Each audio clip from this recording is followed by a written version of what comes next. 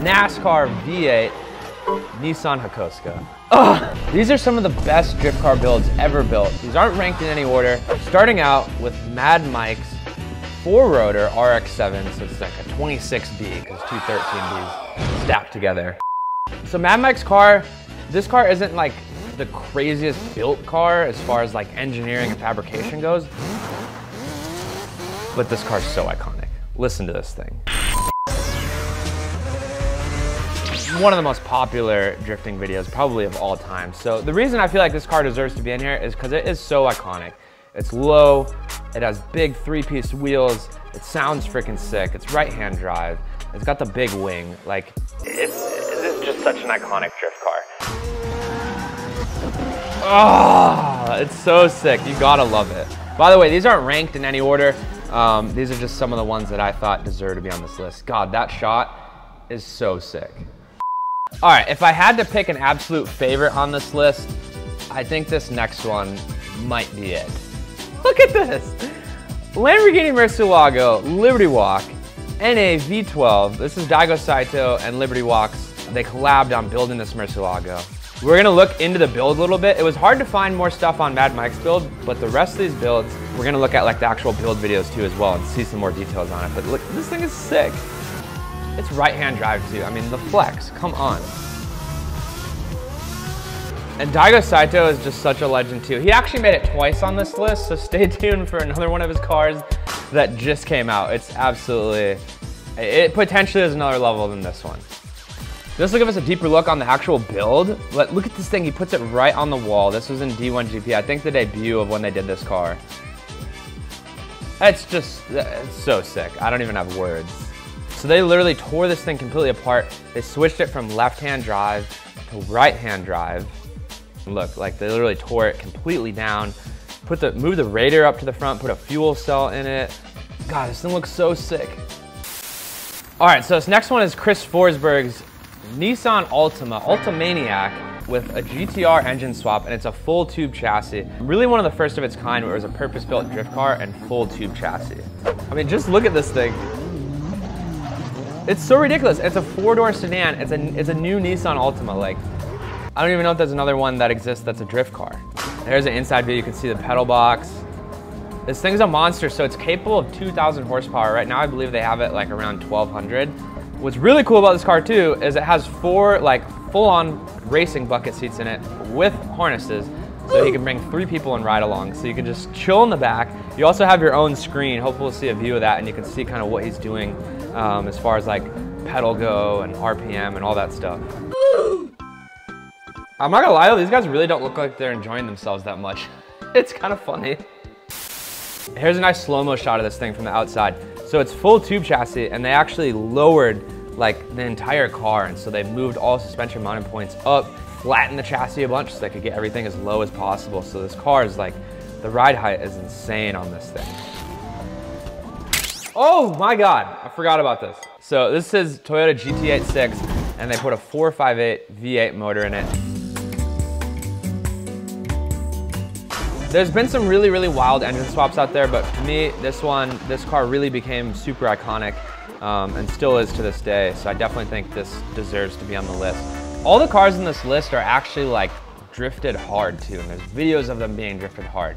That to me was a qualification because there's plenty of like crazy drift car builds out there and they're not getting drifted. And so to me, that's definitely like the first qualification. All these have absolutely gotten shredded. Like he's sending it.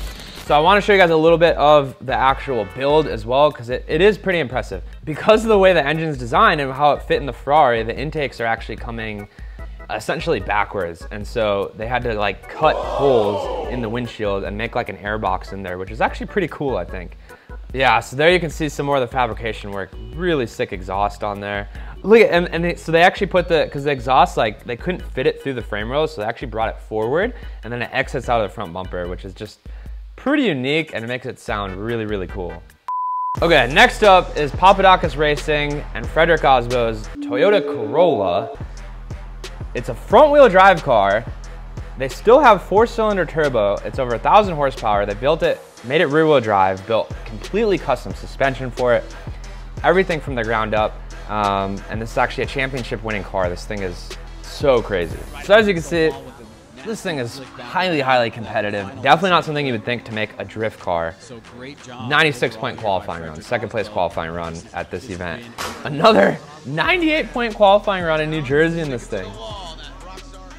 Just right on the wall. It's so crazy, and they built like original version of this car and then a second one. Frederick drove both of them, and now Ryan Turk is driving it, currently in FD. This one obviously follows FD rules, but the workmanship and craftsmanship on this car is second to none.